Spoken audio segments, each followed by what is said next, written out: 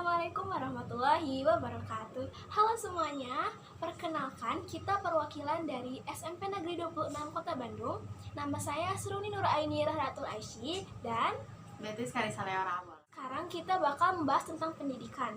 Nah, kita mulai dari definisi pendidikan dulu. Aku bakal menjelaskan tentang pendidikan menurut Bapak Pendidikan Indonesia, yaitu Bapak Ki Hajar Dewantara. Menurut Bapak Ki Hajar Dewantara, pendidikan adalah pembudayaan buah budi manusia yang beradab dan buah perjuangan manusia terhadap dua kekuatan yang selalu mengelilingi hidup manusia, yaitu kodrat alam dan zaman atau masyarakat. Jadi pendidikan ini bukan hanya dibutuhkan oleh orang dewasa, tapi juga oleh anak-anak. Karena anak-anak ini suatu saat akan menjadi masyarakat. Menurut Beatrice, kamu ngambil definisi pendidikan itu dari siapa? Kalau aku ngambil definisi pendidikan yaitu dari Nadiem Makarim selaku Kementerian Menteri Pendidikan dan Kebudayaan Republik Indonesia yang mengatakan bahwa pendidikan adalah kunci dari kemajuan bangsa. Jadi intinya adalah ketika dalam suatu bangsa itu ketika tidak ada pendidikan, ya negara itu atau bangsa itu tidak akan maju. Sedangkan pengajaran adalah pendidikan yang memberi manfaat untuk masa depan. Nah, untuk itu, untuk masa depan yang lebih baik, warga negara Indonesia semuanya harus mengenyam pendidikan dengan sangat baik. Terutama di pelosok negeri, banyak sekali orang-orang yang belum sadar bahwa anak-anak di pelosok negeri ini mereka belum bisa mendapatkan pendidikannya dengan baik. Maka dari itu kita harus membahas masalah ini dengan sangat baik dan menelitinya dengan sangat baik. Nah, Seruni, kamu tahu gak kalau misalnya ada beberapa hal yang menjadi hambatan atau menjadi tantangan yang ada di pelosok negeri sehingga pendidikan di sana tuh nggak maju atau nggak berkembang. Nah, aku sekarang mau ceritain yang apa aja hambatan yang aku ketahui. Nah, yang pertama adalah gurunya, dari sisi gurunya.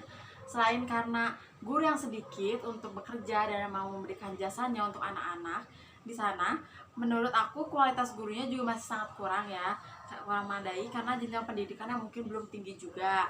Itu juga bisa terjadi karena beberapa faktor seru nih, mungkin karena finansial, uangnya belum ada, ataupun juga karena dukungan dari orang-orang sekitar yang masih sangat kurang.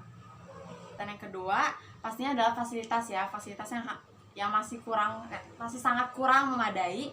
Aku pernah lihat nih seru nih di YouTube, aku sedih banget ngelihat kondisi bangunan sekolah yang sangat sederhana, bahkan perpustakaan aja nggak ada di situ. Perpustakaan yang kita tahu adalah gudang ilmu, banyak buku yang bisa kita baca, banyak ilmu yang bisa kita dapatkan, itu nggak ada. Jadi itu juga membuat anak-anak di sana tuh kesulitan untuk baca buku, untuk melihat pengetahuan di luar sana, seperti itu. Kamu tahu lagi gak hambatan-hambatan apa aja yang terjadi di pelosok negeri? Nah, sekarang aku mau ngejelasin hambatan yang ketiga, yaitu kurangnya perhatian dari pemerintah. Banyak sekali hambatan yang benar-benar gak bisa kita jelasin satu-satu ya, Beatrice. Yang paling penting ini adalah transportasi dari rumah siswa-siswa ke sekolah. Betul. Karena di pelosok negeri itu jalannya belum seperti di kota yang hanya tinggal naik angkutan umum maupun kendaraan pribadi. Tapi kalau di pelosok negeri ini mereka tuh masih sulit, masih ada yang berbentuk hutan, bahkan yang masih banyak binatang buas itu bahaya banget. Banyak jembatan yang tidak memadai antara penghubung antara desa satu ke desa yang lain, dimana kebanyakan rumah anak-anak di desa satu tapi sekolahnya di desa yang kedua. Mereka sulit sekali untuk datang ke sekolah. Selain itu juga pemerintah ini kurang mendengar suara-suara dari orang-orang di pelosok negeri ya, terutama pada jasa guru. Banyak sekali guru yang berpendidikan tinggi namun mereka ditempatkan di kota-kota besar. Padahal di pelosok negeri ini mereka lebih banyak membutuhkan guru-guru yang berpendidikan tinggi.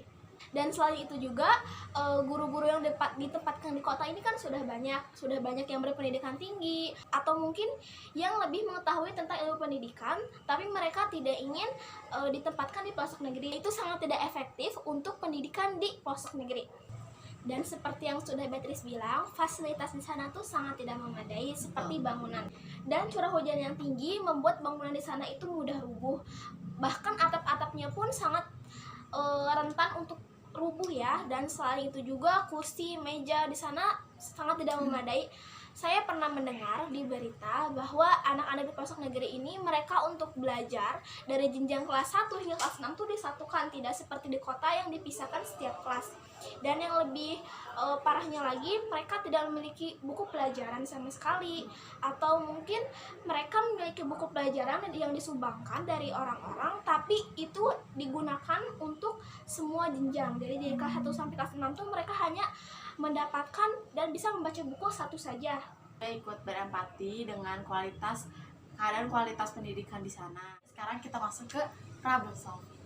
Seru nih kalau misalnya problem solving dari aku dengan kualitas gurunya. Menurut aku guru-guru di sana itu harus mengikuti pelatihan kepemimpinan yang pastinya diadakan oleh pemerintah, dan pelatihan kepemimpinan ini tuh berguna untuk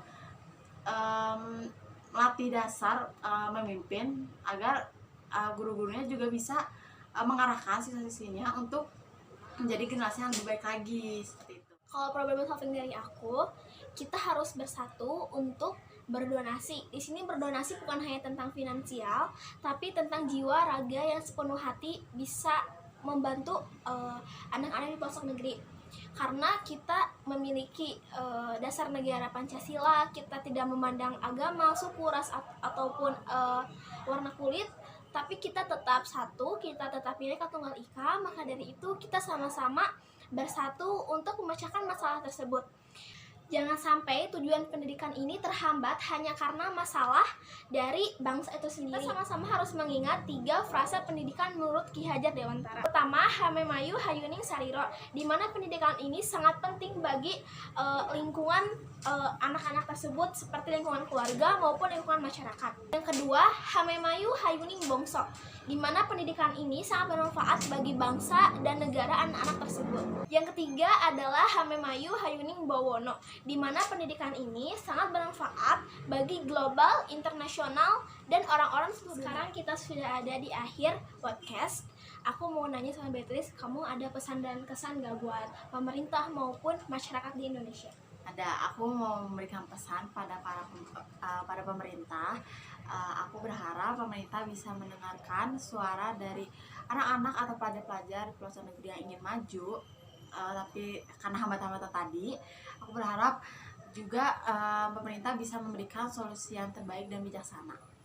Dan aku mau menyampaikan pesan dari rumusan tujuan pendidikan menurut Panitia Penyelidik Pengajaran di bawah pimpinan Ki Hajar Dewantara dengan penulis Sugarda Purbakawaca, yaitu mendidik warga negara yang sejati, sedia menyumbangkan tenaga dan pikiran untuk warga negara dan masyarakat.